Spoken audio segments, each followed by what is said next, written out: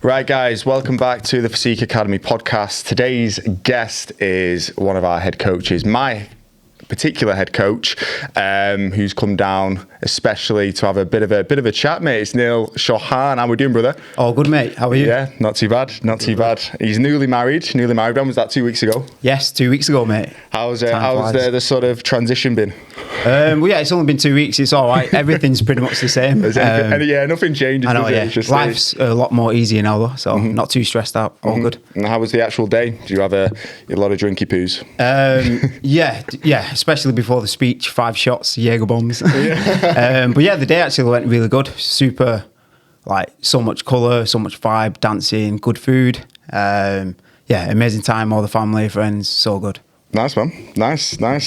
Well, today, mate, we're going to do a similar sort of spiel that I do with the other coaches in the brand that come on. I want to learn about your background, because a lot of the guys on the program, or even coaches that don't speak to on a one-to-one basis, that might have Sam as a head coach or have more contact with Jamie, they don't really know the ins and outs of what makes you the person you are or the coach you are today, brother. So let's go back a little bit. What was your sort of journey into fitness like? I know you started when you were around 15, wasn't it? Yeah. So 15 years old, probably back in high school, secondary school. The fat kid in school, overweight, low in confidence, very shy, heavily introvert. And then, I got into playing sports, rugby, basketball. And then I thought, right, if I'm playing that, I need to get in shape. Low in confidence, probably I was the guy in a t-shirt in the swimming pool. Obviously, that's when you realise, right, shit, time to make a change. Probably even with girls and stuff, probably lack of confidence. And then, uni, I did a fitness modelling competition, got a bodybuilder coach to prep me. That's when things started to get serious. That your first proper cut, would you say? Because it went extreme. Obviously, to step on stage, you have to get low percent body fat. It's tough and it's hard. Especially getting a bodybuilder coach as well. I think that wasn't right. Obviously, I'm natural. I was in uni. I was the guy bringing in the meal prep to uni when everyone else is partying. I was going gym, stuff like that. So that's when things started to change. Obviously, I look back now, it was a blessing. I got in good shape. But then afterwards, I did rebound, probably binge eat for 2 weeks. I didn't actually know that. How much did you gain in 2 weeks? Probably all the way back. You gained all the weight back in 2 weeks? Yeah, from the start of the cut, potentially, yeah. Probably about a stone and a half. Mate, I was literally dipping Oreos in Nutella, granola in Nutella. I look back, obviously you learn from it. Probably went too aggressive, too hard, but it was good.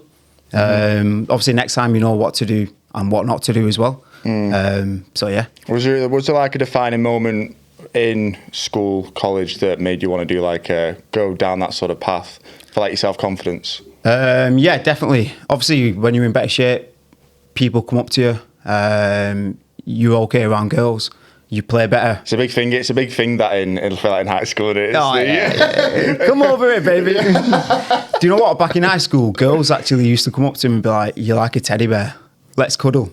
And let's hug and stuff, mate. It was mad. You got a dad bod. Yeah. I was cool. Oh yeah, come here, baby. But where you're at now, because obviously you've come a long way, do you still sometimes identify, because you hear it a lot with people that would classify themselves as obese when they're growing up in high school, and then they've lost a load of weight, they'll still look at themselves in the mirror. You won't mind me saying Adam Pritchard, prime example, he puts himself down a lot of the time, either when he's going out for meals or nights out, and he still sees himself as the fat kid in the mirror. Do you still sort of identify as that in some moments, or do you feel like you've sort of got past that? Definitely 100%. I would say I'm the same. When the top's off, looking at myself, I still see the fat kid in the mirror. I look back, I think it's a blessing. It's a good reason. I would never get back in that shape again, so it's good that I can see myself. Because obviously I'm not in that shape. I think having a bit of excess skin, a bit of stretch marks around the belly, that does play in your head and mindset. But you would rather be the person I am now with stretch marks, a bit of excess skin, rather than being the bigger guy. Have you still got like any stretch marks now still? Oh yeah, so underneath my chest. You can't, when you look at like your Instagram though, you can't see it. Yeah, I know. A bit on my belly, my back as well. It's probably minor, but to you, it's like... Yeah, exactly. It's my skin colour as well. Yeah. Hides it, mate. Hides it. But how did you... So like when you first started getting into training, because obviously like as like someone that's a bit more overweight, you're not just going straight into like CrossFit conditioning, you know, like full strength hypertrophy workouts. So like what was the sort of baby steps that led you up to obviously just like general daily activities starting out and then build up from there? Yeah, so it was actually playing sport with mates and stuff, going out playing football. Just by doing that, weight started to come off. And then like your nutrition.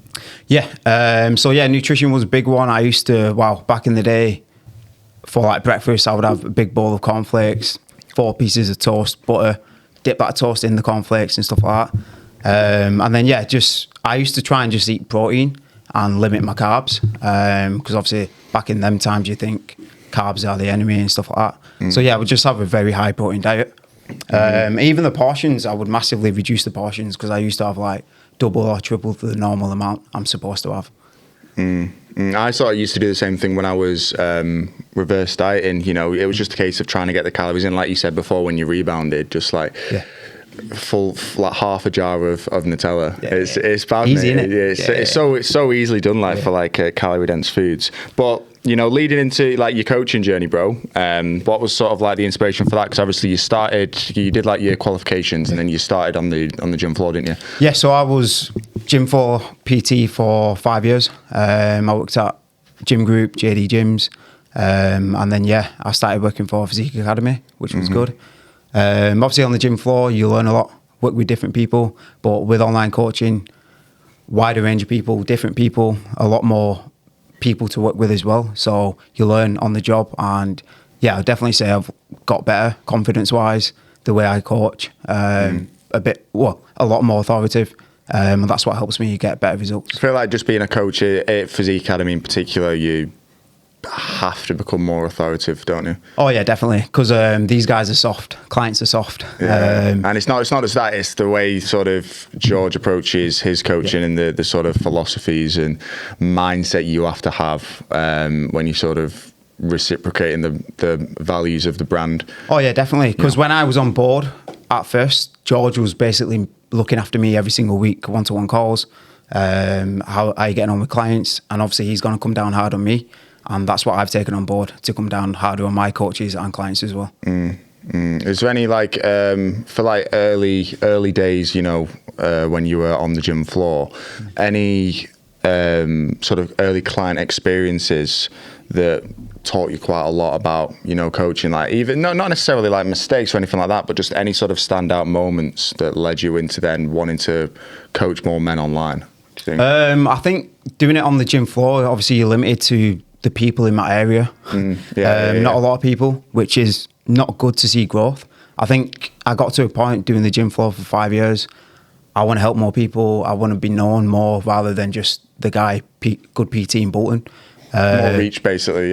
More reach, more potential, more growth, and people get to know your name a lot more as well. And online was the way forward. And the different sort of transitions from one-to-one PT to online coaching, you know, because a lot of guys that are local are trying to become like online coaches, but a lot of them don't really know what it takes. Yeah, you know what I mean. So for like advice for someone that was looking to make that transition, you know, what do you think like the key qualities they would need to have are, do you reckon? Yeah, good point. So first of all, have you got a good track of results at the minute? That's key, isn't it? Like, because you could literally do like free coaching just to get those initial results. Because if you just to start charging, but you've not got any background history, you know, people can't look at like your social feed and see you've got this transformation. You know, you've got proven results. Otherwise, you know, why would someone listen to you? Yeah, exactly. Yeah, like you said as well, are you willing to do it for free to get them results? First, a lot of people are not. Yeah. But yeah, good track of results. Have you got some testimonials? Have you got actually proof of like wins that you can actually get from your clients, like losing weight, confidence, job wins, family wins, etc.? And social presence, are you active on social media? Can you talk on the camera? Are you confident in yourself? Do you walk the walk, or are you just chilling as a PT? I've worked with PTs on the gym floor, literally training his client, eating a Mars bar at the same time. I'm like, what are you doing? At least make it a protein Mars bar. Yeah, exactly. Yeah, exactly. That small switch. Every little counts, mate. Yeah. I've worked with some people like David Lloyd as well. But the thing is, I do think it is. I used to just have like a very black and white mindset of, when I was younger, I'd think, right, personality doesn't, or character or emotional intelligence doesn't matter as much. You just need to basically be in good shape, and people will listen to you, which is true to an extent. Yeah. But then, I've also known on the flip side of that, PTs that are in amazing shape, but they've got a dry prune personality. Yeah, I agree. Like, you can have the body, but can you get the result? Can you build relationship? Can you build rapport? Yeah. Can you care for this guy? Can you go above and beyond? Do you give a shit? Yeah, I think if you got both, you're gonna kill it. It's like you have to have like a 360 comprehensive approach, don't you? You need to not just walk the walk, talk the talk, but be able to empathize and understand with people, and again have that like emotional IQ. And I think that's where that's something that from the conversation that I've had with George, he looks out for. Mainly in particular. Gotcha. But how do you balance, now that you're recently married, bro, balancing life and time with the missus, but also like attacking what it is, you want to achieve now? Yeah, nice, man. Do you know what? Things stay the same. I like my routine. If I'm not locked into my routine, everything messes up. Like my walking, my steps, my training, my work. I would block some time out to like train and stuff. Put it in my diary. What I like to do on the weekend is actually plan my week ahead. Time block things, put my diary sorted Monday to Sunday, and actually plan my week work-wise, training-wise, social-wise. Otherwise, it's an audit, isn't it? Yeah, basically. Otherwise, I'm not going to get it done. This is how I help my clients as well. Like, you need to load map your week. Otherwise, you're not going to get it done. Simple as that. Pencil it like it's a meeting with yourself. Otherwise, it's not going to happen. Yeah, I had exactly. this conversation with Harry yesterday on the podcast as well. But do you think it's important for how long have you been with your missus? Well, I think it's coming up to 6 years. 6 years, right? And you've just got married. How important do you think it is for traits to align? When you're in a loving relationship, for fitness wise, because I don't know why I'm singling out Adam, but Adam's spoken about his ex-partner when he was on the podcast, and how when he started to really lose a lot of weight, she sort of resented that a little bit and wasn't kind of on the same wavelength. So how important do you think it is for for you to be sort of on the same page in that sense? Oh yeah, it's everything. If my partner wasn't supportive, I don't think I would be doing this. I wouldn't be training. I would be probably getting takeouts and stuff like that. She into the gym as well? She's had PTs and stuff as well, which is good. She's not going to you, bro. I know, yeah. What's going on? Yeah. She's into it. She likes it. I think it's actually good that she's not into that in job wise and stuff. So we're not fully talking about it all the time, but nutrition wise, we're cooking together all the time. She'll make meals, I'll make meals, so we're both on track and stuff like that. Training wise, we don't really train together at home, but on holidays and stuff like that, we'll which is good. Get out, we have more time together. But you need if you live together though, you need your own separate time, don't you? Exactly. Yeah. Otherwise, you literally just together 24/7. Oh, we talk about his gym. Yeah. I actually have it at home if my mum starts talking about fitness, I'm always willing to help her. I help her out with a training and a nutrition, but sometimes it's as soon as I've come to visit, she'll be like, so I've had this today, I've had this. I'm like, I've just had 10 calls. Exactly. You're burned out, man. Yeah, you're emotionally and mentally, you're just a little bit drained. It's I want to help, but can we just switch the topic for a little bit? I always say we give so much energy to our clients, we've got no more energy left. Yeah, literally. And it was sort of when I used to do classes as well. Again, I want to try and give as much advice as possible, but then there's only sort of so much mentally. If you're literally doing it all day, it doesn't matter how passionate you are at something, you are going to get to the point where you do burn out and you've got really nothing left to give as a coach. Moving on, let's talk a little bit about sort of like mindset shifts, biggest mindset shifts you've seen in like clients that have worked with you, where it could be, with just sort of approach to training, not seeing it as like super black and white, and they have to just commit to like one lane, and they have to be super regimented and just like track and meal prep everything, like some of the biggest mindset shifts, or if you've got any examples that you can think of off the top of your head, bro. I'm putting you on the spot a little bit. I know, mindset shifts. I just feel like once a client sees the results, they're bought into the program, they're locked in, which is really good. They trust you, they trust the program, and I feel like that's a big mindset shift because they probably had doubts before, and now they're going to be fine. They just need to stick to it for longer, and the results are only going to get better. The results are only the cherry on the pie. Everything else is going to come so much better in life. Confidence, your jobs, the way you talk, the way you walk. Domino effect, innit? Yes, sir. Domino effect. Yeah, everything's going to get better. Just trust the process. Everything else will be better.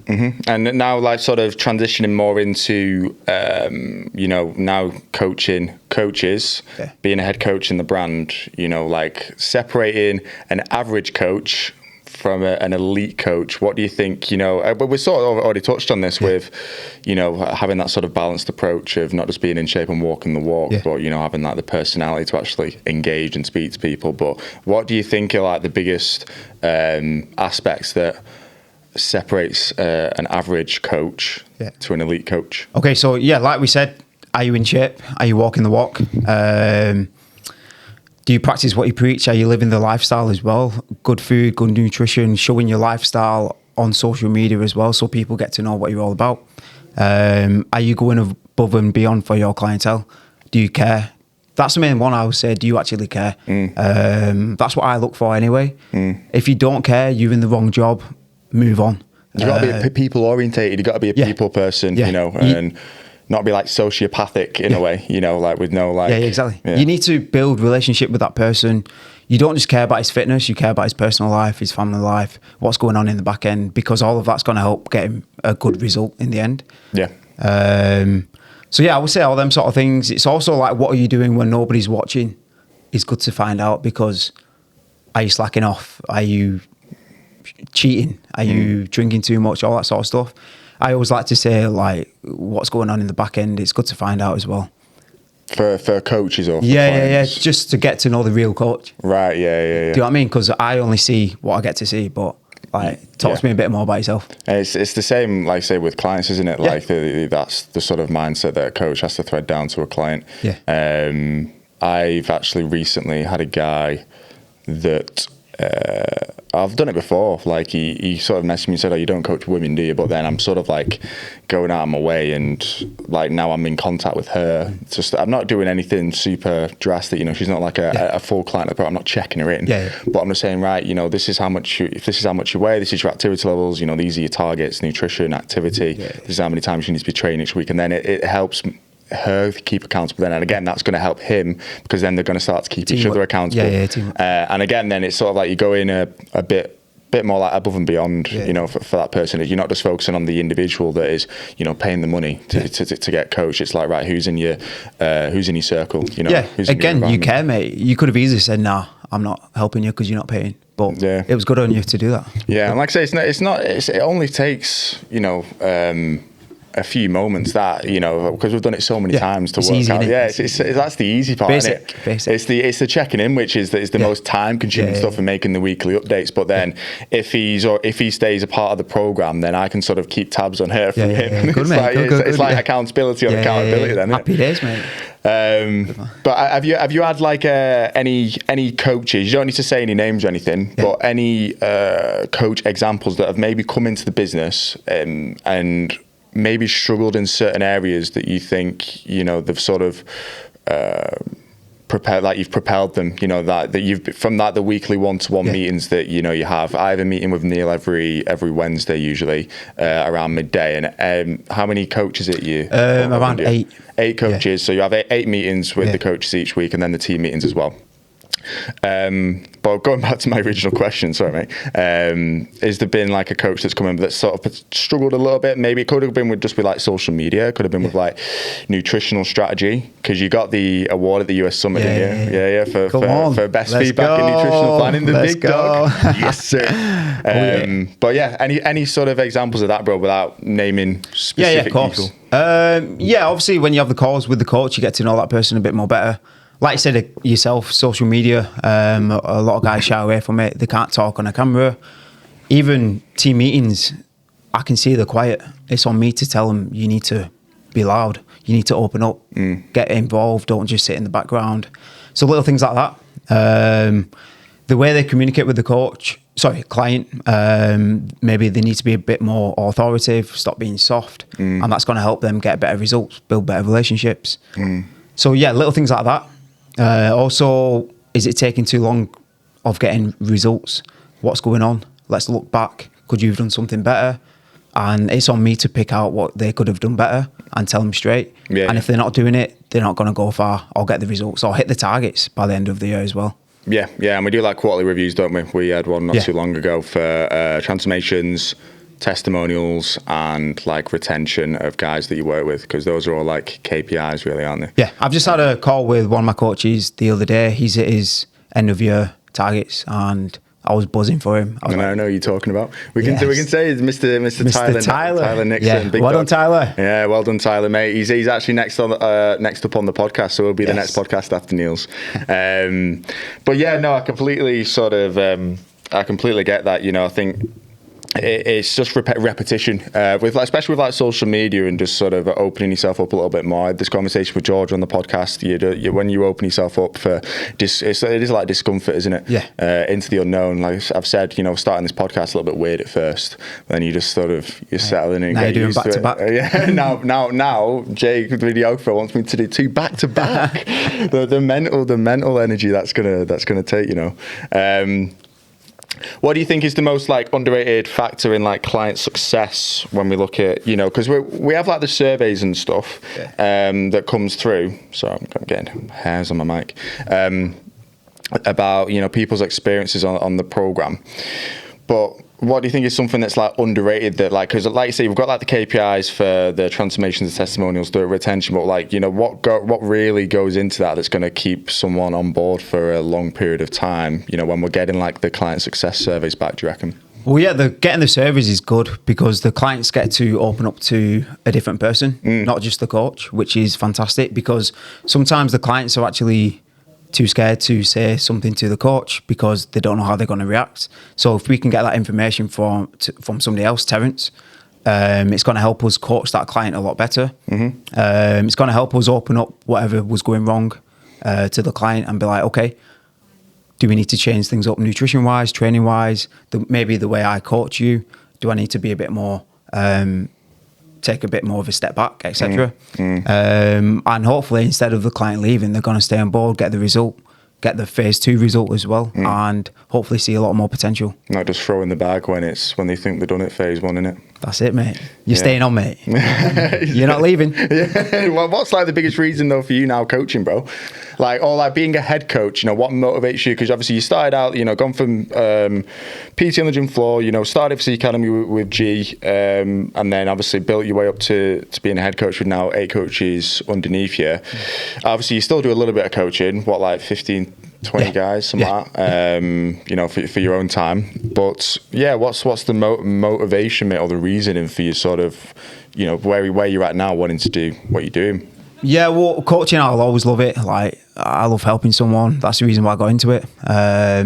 Seeing someone transform mentally, physically, whether it's through weight training, running, lifting weights, it's so good. But if I'm honest, being a head coach, I love coaching other coaches. I feel like I needed something different, and it came at the right time, probably 2 years ago. Just obviously I've developed myself as a coach, the way I talk, the way I'm authoritative now, the way I am with my clients. I want to pass that on to other coaches. Obviously I've hit my targets every year, I get a lot of results.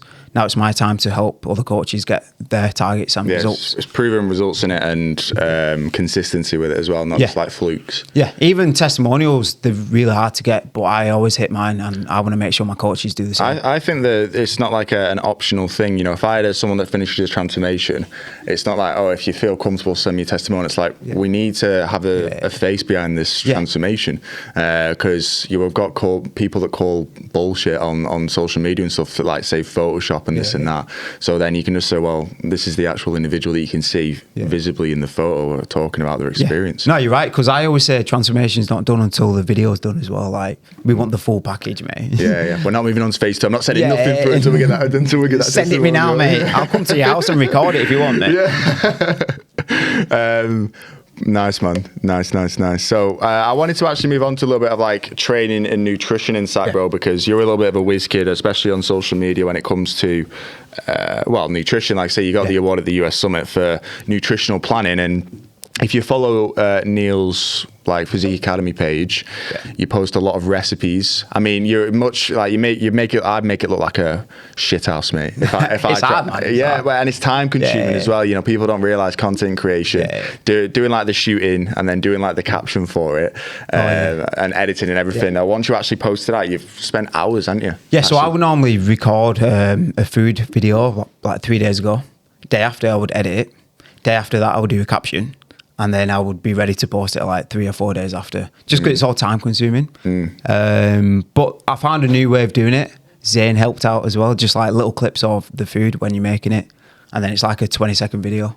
So it's not too bad. You use CapCut or the actual Instagram? Yeah, CapCut. And then I use the new Instagram edit for like trending music and stuff like that. Yeah. On a real video. CapCut's good, you know. That's the platform that I swear by now. I use it on like my Mac as well. Sometimes it's a little bit easier to edit stuff.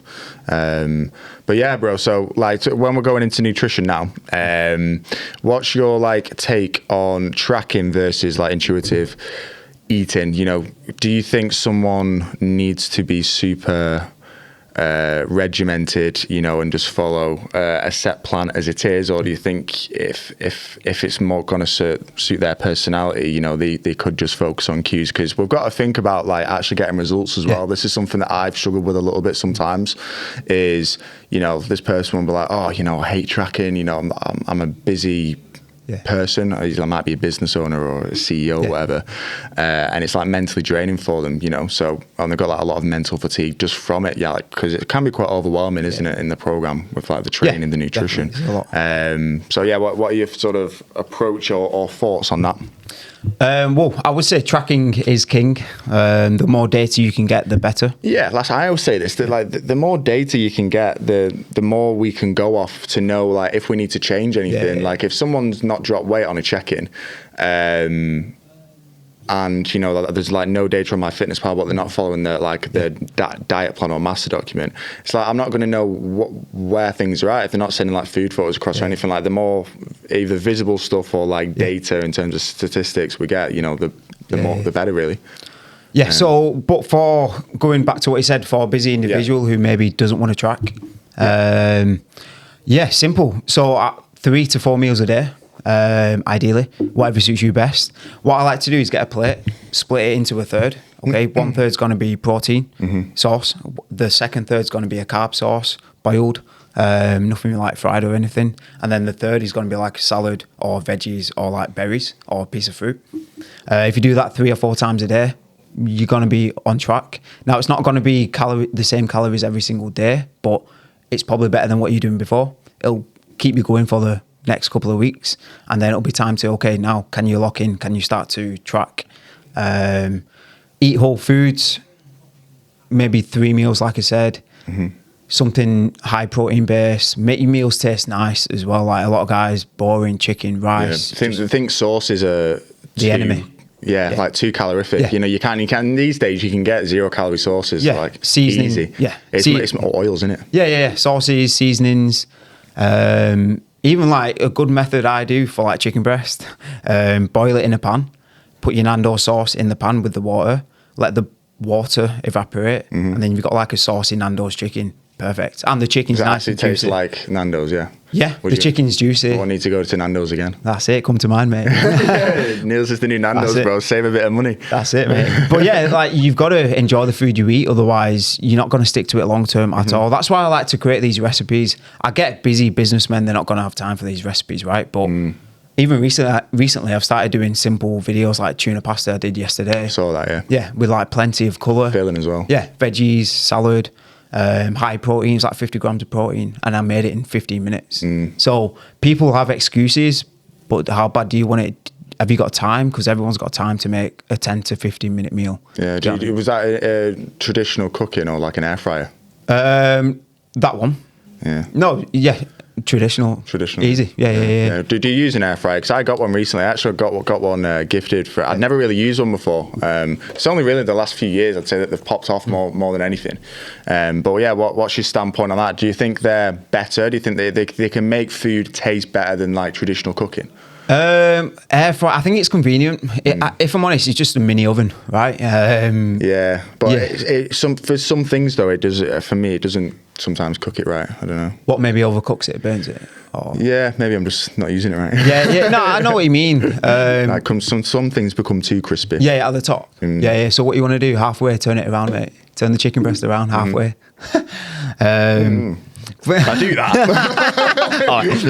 Got a cooking lesson. Black chicken on the top, mate. Nice and brown.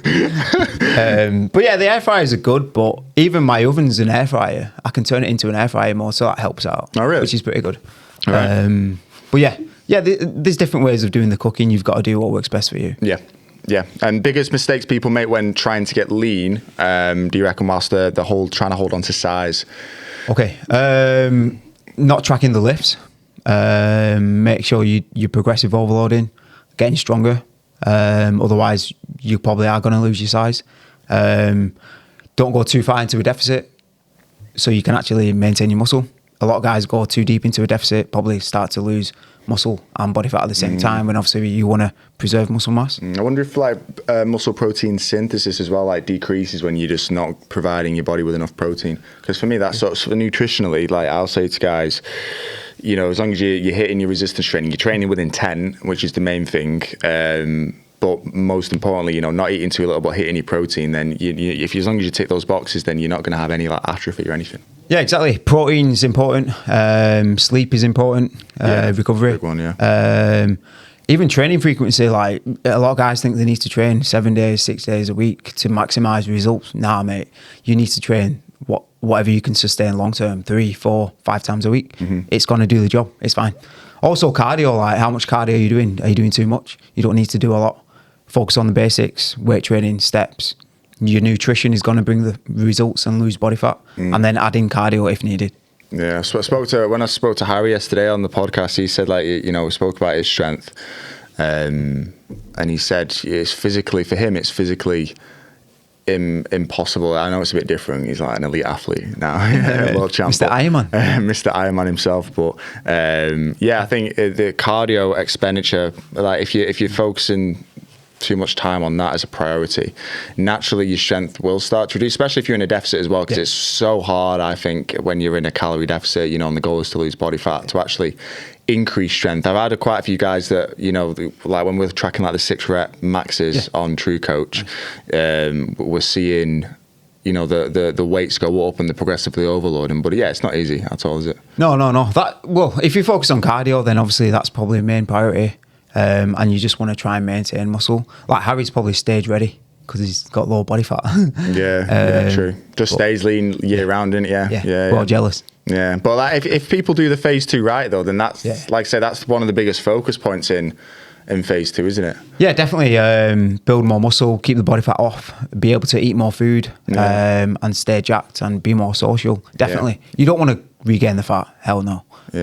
Yeah, and we spoke about on when I was in Mexico, we had a call and spoke about Tucker, you know, because he's like a perfect example of like a phase 2 journey, I think, you know. And when you were at the US Summit, I said to Harry today as well, I saw that photo on the screen. When I think it was during Jamie's, when he was talking about like phase 2, Jamie's meeting thing, seminar, and he had like the graph of the true coach of that sort of slow drop, and then that maybe that slightly steeper drop, but then that slow gradual like positive on the weight correlation. Yeah. So obviously when you're losing body fat, you want it to come off quite quick at a steady rate, and then when you're doing the opposite end, so reverse diet, you want it to come up nice and slowly, probably take double the amount of time, 0.1 to 0.4 kilos per week, I would say. Like maximum of a pound a week. Yeah, ideally, and that's when you fully come into a surplus, because like I said, the first 4 to 6 weeks, so you're just floating really, aren't you? You're not really aiming to gain or lose. Remember, the slower the weight gain, the better. You can do it for longer, and you're more than likely putting on muscle rather than body fat. Yeah. Sorry, I just hit the mic then. You didn't pick that up. Some of like the biggest, you sort of touched on this before, like fat makes fat, avoid carbs, but like myths, I want to sort of go over some of the common ones, skipping meals boosts fat loss, things like that, or like relying too much on supplements. What are like some of the biggest, common ones that you get with guys that you work with? Like, say you've got a new client that might come in, they might have like the mindset of, I don't know, doing like every single week 24-hour fasts and stuff like that, which, don't get me wrong, can drop like quite a good amount of water weight. But any sort of examples of that? I think previously, probably about 8 months ago, I had a client who wanted to do keto. Never really had anyone say that to me before. He was doing it before. I did tell him the pros and cons of it. Had it worked for him before? What, sorry? Sorry to interrupt. Did it work for you before? No. So that's why I told him the pros and cons of like, if we did go down that route versus not going down that route, and the route that I would prefer. But he was adamant on going down that route. And I did say, this is what could happen.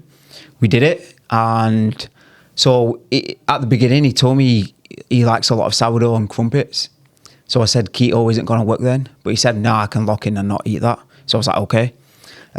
6 weeks down the line, Sunday came round, one weekend after a social, binged on sourdough with his eggs, binged on crumpets, ended up eating in a calorie surplus, and obviously just undoing all the hard work we've done so far.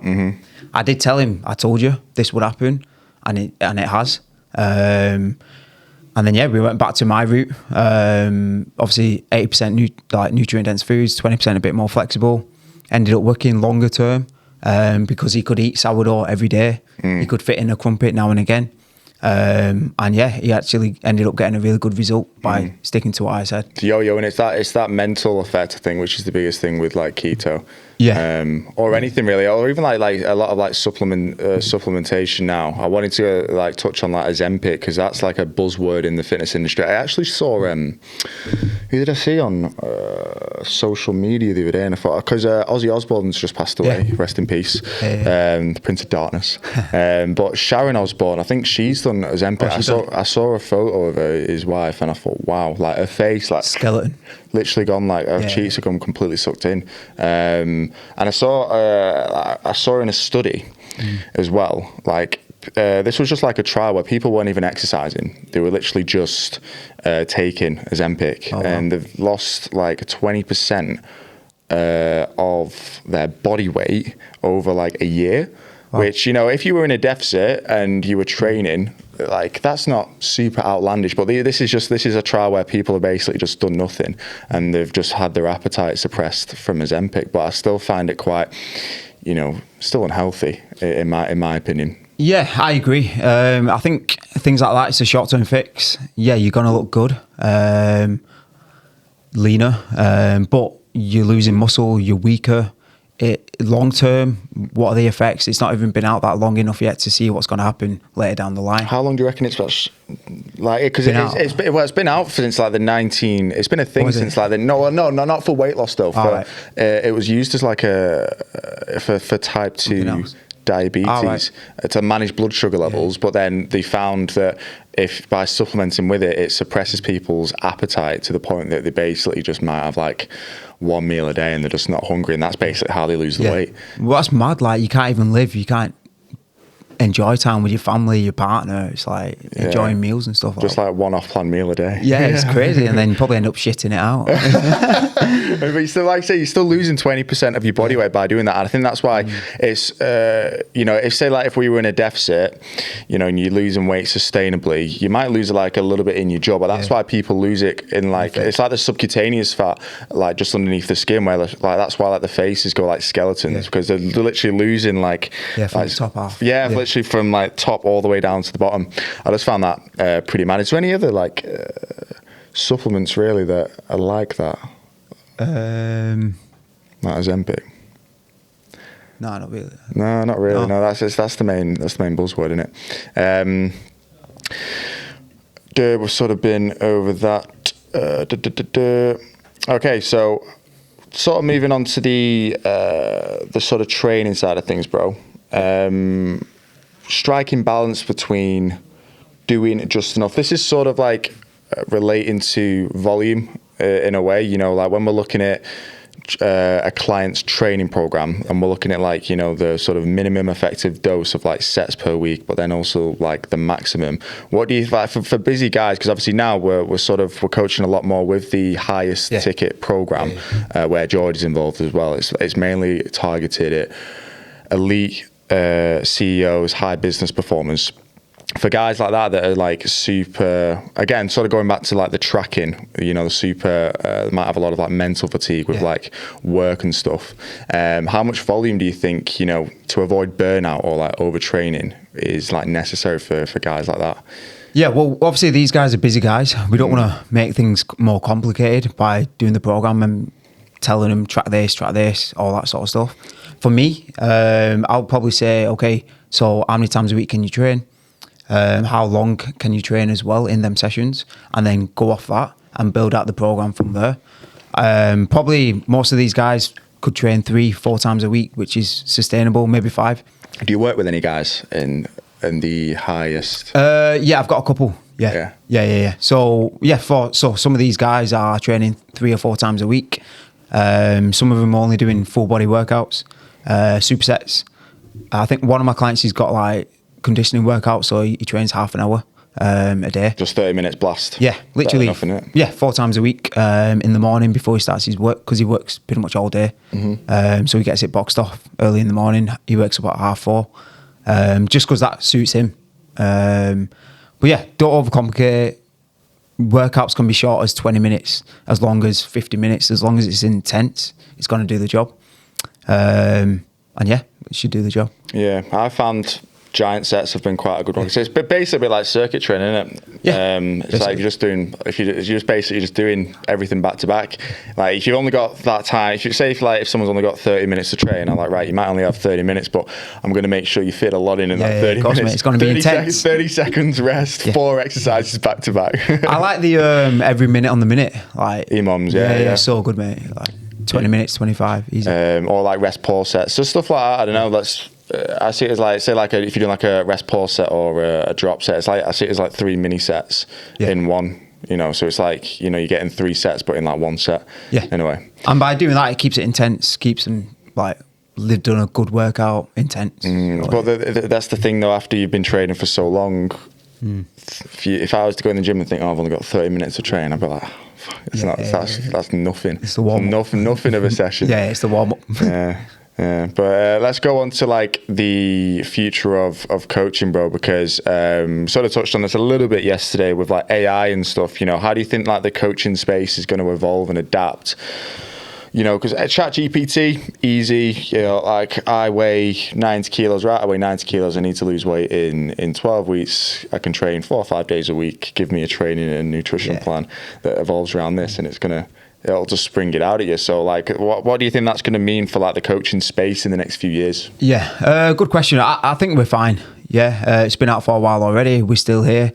We're doing a great job. Clients, people need a human to talk to. They need to build that community. They need someone to actually push them. Can AI do that? No.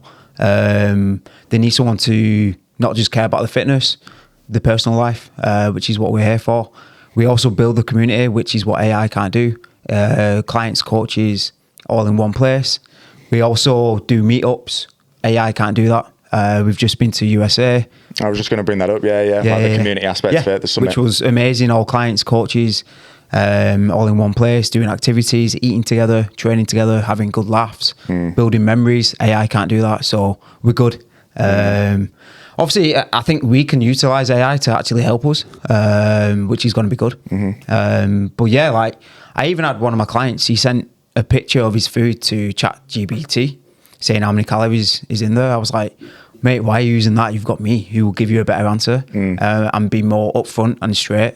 Was ChatGPT right, just out of interest? No, it was like 600 calories extra. I'm like, what the hell? Yeah, so there's the proof in the pudding, like it's not even correct. A lot of the times, like I've used it for certain things, more like just like organization in day-to-day stuff, to be honest. But it makes a lot of mistakes, and then you actually find it. Sometimes it would have taken me like quicker because of the amount of times that I'm having to sort of like go back to it and like I'm having a conversation with it. Sometimes I feel like I could have just done that, you know, just as quick doing it myself, or think if I actually thought. Again, just put in your own time. It is like a lazy thing. Put a lot of things in it, bro. It's dangerous. Good. Yeah, it's good. Like I said, we can utilize it ourselves rather than the clients. But yeah, we'll be fine. We're still here. We work our asses off and we'll continue to do it. And just talk to me about the summit, bro, because I spoke to Harry a little bit about it yesterday. We had a bit of a conversation. How was that? Was it your first time in the US? Yeah, probably one of the best weeks of my life. Really? Yeah, it was good to obviously spend time with George, Harry, Jamie, Sam, see the clients that we've never seen before, the ambassadors. Like I said, your client Tucker was there. Literally just good. So my client was there, Tyler. Great to see him in person. We did everything together, mate, trained together. Back to one-to-one PT days. I PT'd him. We ate together, shared Cheesecake Factory together, mate. It was just good to vibe, party together. All get dressed up, mate. Suited and booted. Yeah, it was just so good. Spending time in America was good. Like I said, first time there. Definitely need to go back. Harry said yesterday about the portion sizes. He got like a steak and the mashed potato. It was like this, bro. It could have like fed a family of 4. Yeah, so I got steak and then potato. I was expecting like a just standard jacket potato. It was like 3 times the size. Yeah, it was so mad. And then you get toppings as well, like butter, cream cheese, cheese on top of it and stuff like that. It's wild. Yeah, it's a mad epidemic. You know, when you think of like, did you see many like? I mean, you're in the Chula training facility, so you probably wouldn't have seen many like overweight people. But do you, like when you're walking just like around the streets in LA, was that like a more noticeable thing than like say if you're walking on the street? Yeah, so like we went like Venice Beach and stuff. Walked on the front near the beach. Do you know what? There was a mixture, if I'm honest. Probably because we were near Gold's Gym actually, but. Yeah, I would say, there was a mixture. There weren't too many overweight people, I don't think. But you are right, the portions are wild. The food is insane. We went in and out, Chipotle, IHOP, all that sort of stuff. Like, the food there is wild. No wonder people are massive. So, yeah. Well, out of the fast food places that you went, what was your favourite? Good question, mate. I like the IHOP pancakes. They were amazing. IHOP? Yeah, have you heard of that? It's more of a breakfast place. Chipotle was good. It's like burritos. How do you spell AIHOP? Yeah, I've never heard of it. Breakfast place, pancakes, mate. All right, okay. In and out. The other guys rated it. I didn't rate it. I think Five Guys is better. So it's like burgers and fries. In and out. Oh, you think Five Guys is better than In-N-Out? Yeah. What else have they got? They've got Raising Cane's. Did you try that? No. Is that a chicken shop? It's like it's a bit like what's that place in Horwich? For the chicken. Oh, Wingstop. I think it's a bit like that. Oh, is it? Oh, like that would have been good to try. Going back to a little bit about the sort of the tech side of stuff, bro.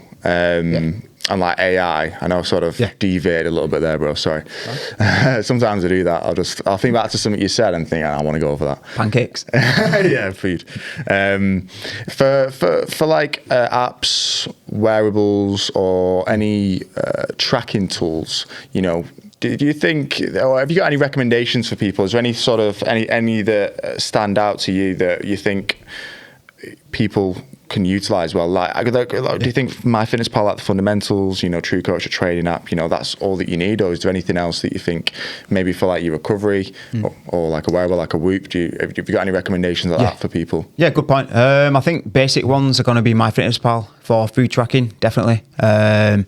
Apple Watch is good for the steps, good for an average person just going to the gym, maybe doing a bit of running here and there. If you're more into running, swimming, biking, then definitely Garmin would be a good shout. You can actually connect it to TrueCoach as well, which is good. What do you use? You use your Garmin for like runs? No, I'm on the Apple Watch, mate. Apple Watch. I like it. It syncs with the phone as well, quite good and stuff. Yeah. So yeah, I like it. Yeah. Yeah. Do you still do a lot of running? Yeah, I've actually got half marathon again in October, and then Manchester Marathon next year, second time. What are you aiming for in year half? So I got 1 hour 43 on my last one, so around 1 hour 40 or high 130s. So how many runs are you doing a week at the moment for that? 3. So obviously around the wedding I had some time off. Too busy. So yeah, getting back on it now 3 times a week. One long one short one, and one like interval based. Do you go to the track to do your intervals? No, mate. I don't really do that. I just do it near mine, if I'm honest, or on the treadmill, intervals and stuff like that. Right. And how do you like program your resistance training around that? What's like the split you follow for that?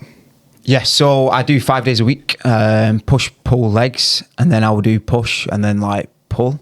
But on the second pull, I would do more like hamstrings as well. So I'm hitting my legs twice. But yeah, I have thought about reducing it to like maybe 4 times a week, because my hamstrings get sore when I'm running. So I probably need to do more work on my hamstrings, I think, and maybe reduce the volume and increase the volume on my running.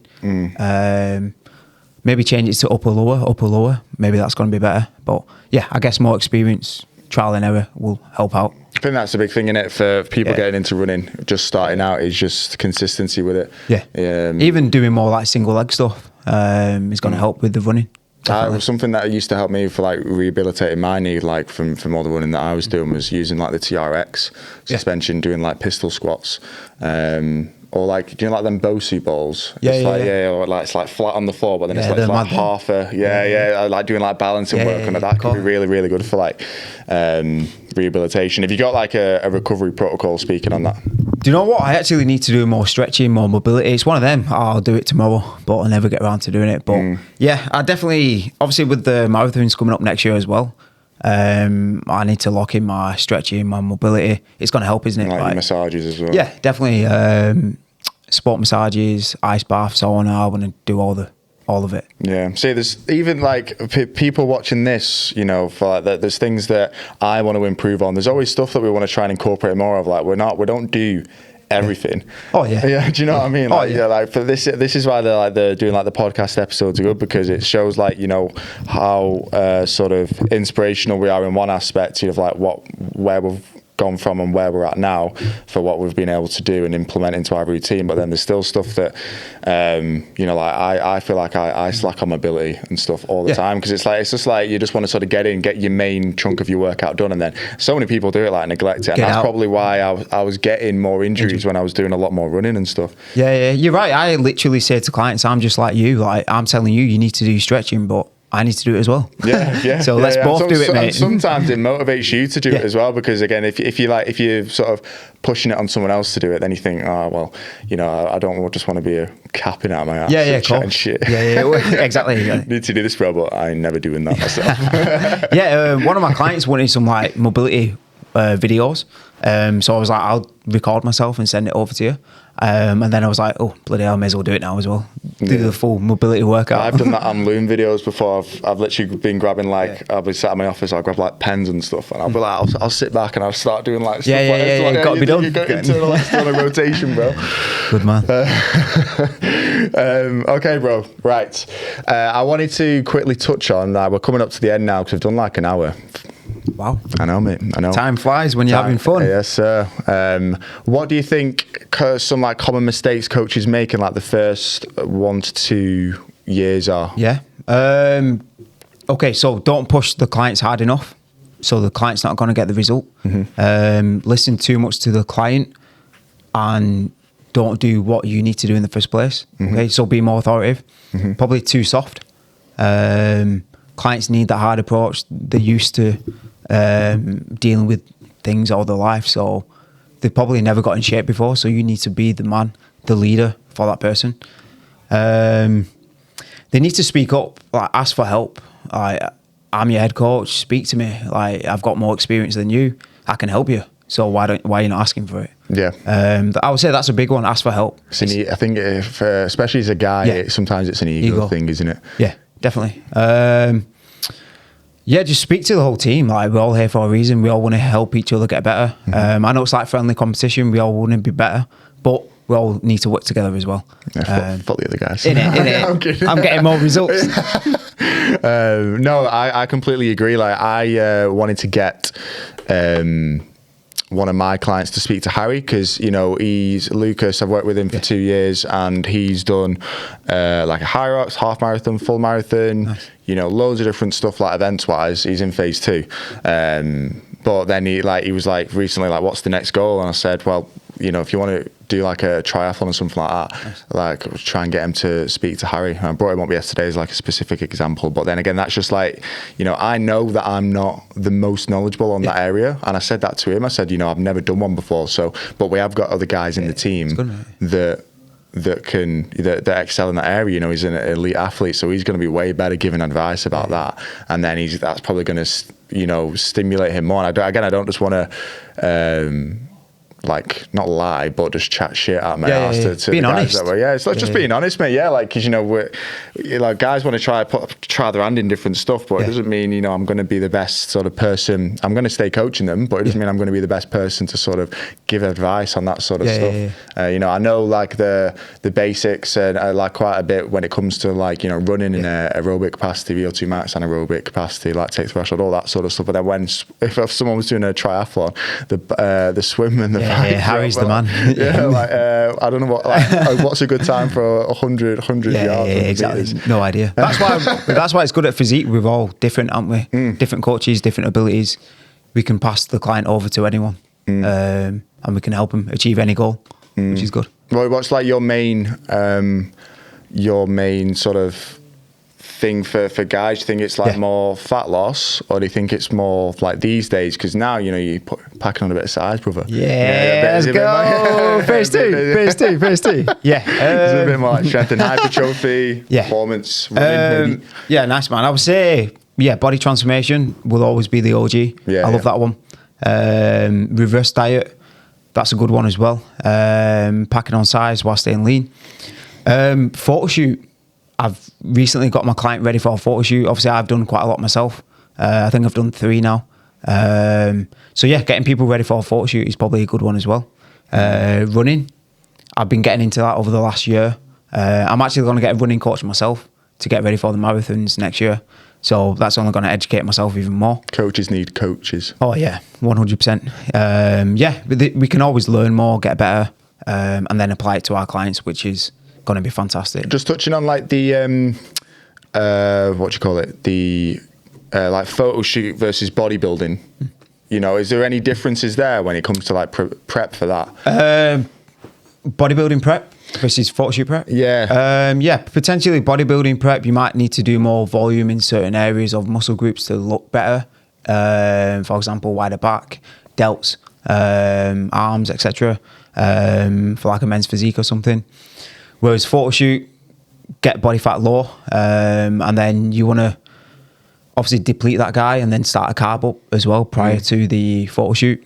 So it's like more aesthetic and vascular? Basically. Yeah, definitely, water loading potentially as well, keeping an eye on sodium as well, closer to the event. And then, it's just making sure around the event as well, is the client happy, confident in themselves? Are you keeping them accountable? Is he ready for the day? I feel like I'll do a good job on that, and I have done. I've actually got another client doing another photo shoot in 2 weeks, I think, or 2.5 weeks. So more contact time, send me progress pictures daily on the 7 days out and stuff like that. So just being more accountable, caring for them, keeping an eye on nutrition, water, etc. Right, yeah, because I've never done like a full bodybuilding prep, but I've done like photo shoots before when I was like 17. Nice. So I was a young spring chicken, but I've never really known like the full differences. Now you're 20 kg heavier, mate. I'm straight fatty, bro. Okay, last thing, bro. as always, I like to do to sort of close and wrap things up. I like to just basically do a bit of a rapid fire, quick responses. Doesn't need to be, too in depth. The answers, just I'm going to ask, you're going to give the answer. Yeah. What's your favorite lift, brother? Oh, pull-ups, weighted pull-ups. That surprises me. Yeah. Sorry, no. We'll move on. I know we're gonna be here all day, mate. Favorite meal prep hack. Oh, hack. Get it done on a Sunday. 1 hour. Block it out. Ready. Oh, so meal prep your meals on Sunday for Monday, Tuesday, Wednesday. Mm-hmm. Wednesday, do it again for Thursday, Friday. So it's nice and fresh. Doesn't taste like arse. I used to do that in college. I'd do it I'd do it on a Sunday, but I'd just do it all at once, Monday to Saturday. By Friday, oh my God, I was sat in college. Right. Have you got a favorite, from the recipes that you do on your Instagram? You've done quite a few. What's your favorite? What's your go-to? If I was to try one tomorrow, Okay. Which one would you suggest? Overnight oats. So easy. You can make different variations. So good. Okay. Also, probably burgers and fries. Literally fakeaways. So good. You don't need to get takeouts. Come to mine. I'll sort you out. Should open it as a service, bro. A little bit on the side. Meal prep. Neil's Meals on Wheels. Hey, come on. Neil's Meals. I've already thought about it, mate. It's coming soon, baby. Looking at it now, bro. Looking at it now. But yeah, even pasta dishes, minced dishes, beef, chili con carne, mate. So easy. Mix it with rice or pasta. Stick it in a wrap. So easy and quick. Mm-hmm. So good. Cool. What habit would you make law that's so pivotal in your routine? Because there might be one or two that it's a habit, but they might differ every now and then, differentiate every now and then. What's that one that you'd make law? 60 minutes of training every day. It doesn't mean weight training session. It could be swimming, boxing. 30-minute strength, 30-minute cardio. Definitely, even getting outside walking. 60 minutes of activity, get it done daily. Sets you up for the day, feel better, burn some calories, endorphins. So good. Just get the body moving, baby. Yeah. When we're talking about mental health as well, green exercise, I did that a lot of research on that in university. Just by walking in nature, the difference, on your serotonin, your dopamine is massive. I can't remember the exact statistics, but just literally getting out for a walk, just getting out in the sunshine, definitely. It does wonders. Literally, I've not trained today or walked. I'm fuming. I'm ready to get outside after this. Get some steps. Can see the smoke coming out of your ears, bro. He's getting tetchy.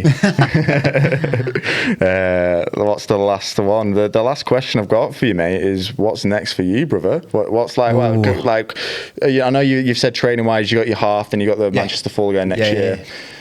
So what's next in terms of work, mate? You just want to keep providing to the coaches, keep getting the results with the guys, Yeah, so when a coach gets a great client result, I buzz off it like it's my own.